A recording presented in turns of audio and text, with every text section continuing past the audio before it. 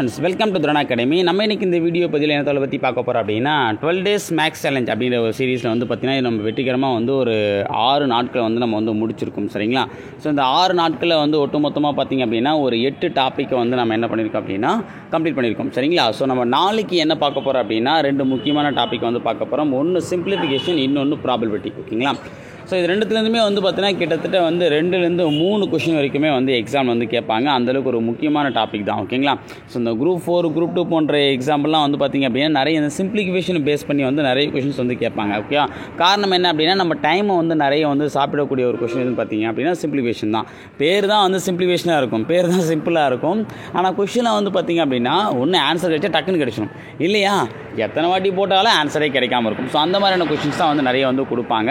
ஓகேவா? ஸோ அப்போ நம்ம என்ன பண்ணிக்கலாம், மொத்தமாக வந்து ரெண்டுத்தையும் கம்பைன் பண்ணி கிட்டத்தட்ட வந்து ஒரு 30 டைப்பாக வந்து பிரிச்சிருக்கும். சரிங்களா? ஸோ நிகழ்தகவு எடுத்துட்டிங்க அப்படின்னா அதையுமே வந்து பகடை சம்ஸ் தனியாக, காயின் சம்ஸ் தனியாக, அதேமாதிரி வந்து பார்த்தா சீட்டு கட்டு சம்ஸ் தனியாக, அந்தமாதிரி வந்து கார் சம்ஸ். ஓகே, பார்த்தீங்கன்னா அதுக்கப்புறம் வந்து பார்த்திங்க அப்படின்னா அந்த இன்னொன்று வருங்களே ஜென்ரலாக, ஓகே, அதான் அந்த இயர்ஸை பேஸ் பண்ணி வரக்கூடிய நிகழ்தகவு. ஸோ அதையுமே நம்ம சேர்த்து வச்சுருக்கோம். ஸோ நிகழ்தகவுலையுமே வந்து பார்த்திங்க அப்படின்னா இது வரைக்கும் எக்ஸாமில் என்னென்ன கொஷின்லாம் கேட்டிருக்காங்களோ எல்லா டைப்பையும் வந்து கலந்து வச்சுருக்கோம். ஓகேவா? ஆனால் சிம்பிளிஃபிகேஷன் வந்து நான் அந்த மாதிரி வைக்கல. ஏன்னா சிம்பிளிஃபிகேஷன் வந்து கிட்டத்தட்ட பார்த்திங்கன்னா ஒரு 300-400 டைப் கிட்ட இருக்குது. ஓகேவா? இது வரைக்கும் கேட்ட கொஷின் எல்லாமே ஒன்றுமே டிஃப்ரெண்ட்டாக இருக்குது. இன்னுமே நிறைய கொஷின்ஸ் இருக்குது. ஆனால் நம்ம அந்த இதெல்லாம் வந்து வைக்க முடியாது. ஸோ ரொம்ப ஈஸியாக நம்ம பேசிக்காக வந்து ஃபார்முலா எதுவுமே யூஸ் பண்ணாமல் கொஞ்சம் வந்து பார்த்திங்கன்னா ஓரளவுக்கு வந்து நம்ம ட்ரிக்ஸை யூஸ் பண்ணாலே போடக்கூடிய கணக்கை மட்டும் தான் வந்து நம்ம எடுத்து வச்சுருக்கோம். ஸோ அந்த கணக்கை மட்டும் நீங்கள் வந்து ட்ரை பண்ணால் போதும். ஓகேவா? மேஜராக வந்து group 1, group 2, group 4, group 3, group 8, group 7B இந்த மாதிரியான எக்ஸாமில் வந்து கேட்கக்கூடிய கணக்கை மட்டும் நான் வந்து அதாவது எக்ஸ்பெக்டட் கணக்கு மட்டும் வச்சுருக்கேன். ஓகேவா? எல்லா கணக்குமே நான் வந்து எடுத்து வைக்கல, சிம்பிளிஃபிகேஷன் பொறுத்த வரைக்கும். ஆனால் நிகழ்தகவு வந்து இது வரைக்கும் எக்ஸாமில் கேட்ட எல்லா டைப்புமே வந்து ஒன்றா மிக்ஸ் பண்ணி வந்து உங்களுக்கு வந்து எடுத்து வச்சுருக்கேன். ஓகேவா? இது ரெண்டுமே ரொம்ப யூஸ்ஃபுல்லாக இருக்கும். ஓகேங்களா?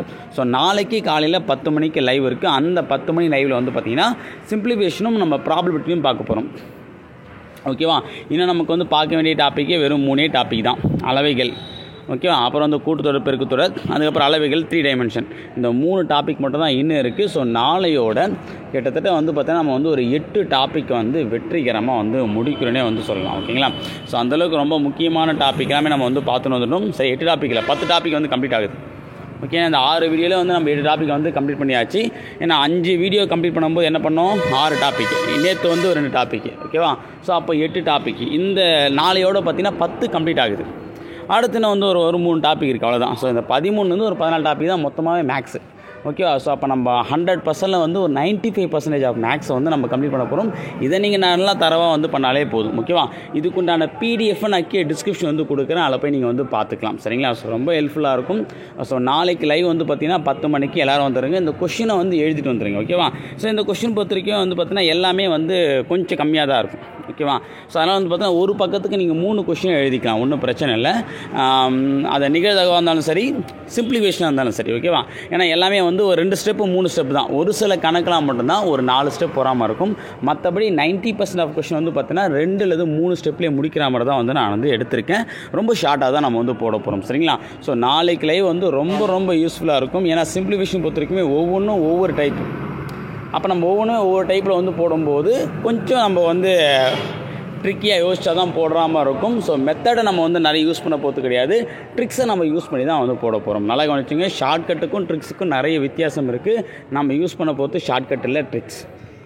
ஓகேங்களா? சரி, ஓகே ஃப்ரெண்ட்ஸ், நம்ம நாளைக்கு வந்து காலையில் 10 மணிக்கு லைவில். ஸோ நான் உங்களுக்கு இந்த 2 தலைப்போடு நான் உங்களை சந்திக்கிறேன். ஸோ கொஷின் வந்து நைட்டே எழுதி வச்சுக்கோங்க. நிறைய பேர் வந்து ஃபாலோ பண்ணுறீங்க, கடைசி வரைக்கும் ஒழுங்காக ஃபாலோ பண்ணுங்கள். ஓகேவா? சார் பிரிண்ட்டு போட்டுக்கலாமா சார்? ஓகே, அந்த பிடிஎஃப் நீங்கள் கொடுத்தீங்கன்னா நான் பிரிண்ட் போட்டுக்கிறேன், கேப் போட்டு கொடுங்களா வந்து கேட்டிருந்தீங்க. ஓகேவா? ஸோ பிடிஎஃபாக நீங்கள் பிரிண்ட் எடுத்து அதை எழுதுறதை விட கைப்பட எழுதுங்க. ஓகேவா? என்றைக்குமே உங்கள் நோட்ஸு தான். ஒருபோதும் மற்றவங்க நோட்ஸு உங்கள் நோட்ஸாக மாறாது. அதே மாதிரி உங்கள் நோட்ஸு ஒருபோதும் மற்றவங்க நோட்ஸாக மாறாது. அதனால் வந்து பார்த்திங்கன்னா ஒரு நோட்ஸ் எடுத்திங்கன்னா அது உங்கள் நோட்ஸாக மாற்ற பாருங்கள். மற்றவங்க நோட்ஸை நீங்கள் எடுக்க நினச்சிங்க அப்படின்னா அது எந்த டைம் எடுத்தாலுமே அது அடுத்தவங்க நோட்ஸாக தான் இருக்குமே தவிர உங்களுடைய நோட்ஸாக இருக்காது. ஓகேவா? அதனால் வந்து அதை ஒரு வாட்டி மைண்டில் வச்சுக்கிட்டு நீங்கள் வந்து பார்த்தீங்கன்னா எழுதுங்க. நீங்கள் எழுதுறதுனால டைம் வேஸ்ட் ஆகுது நம்ம நினைப்போம். ஓகேவா? ஆனால் நம்ம எழுதாமல் வேஸ்ட் பண்ண டைமோட எழுதும்போது வேஸ்ட் ஆகிற டைம் ரொம்ப கம்மி தான். அதனால் வந்து பார்த்தீங்கன்னா எழுதாமல் டைம் வேஸ்ட் பண்ணுறத விட எழுதி டைமையும் மேக்ஸையும் யூஸ் பண்ணுங்கள். ஓகேங்களா? சரி, ஓகே ஃப்ரெண்ட்ஸ், நாளைக்கு காலையில் 10 மணிக்கு லைவில் வந்து சந்திக்கலாம். ஸோ லைவில் வந்து கணக்கோடு வாங்க, எழுதிட்டு வாங்க. ஒரு பக்கத்துக்கு 3 கணக்கு. சரிங்களா? தேங்க்யூ.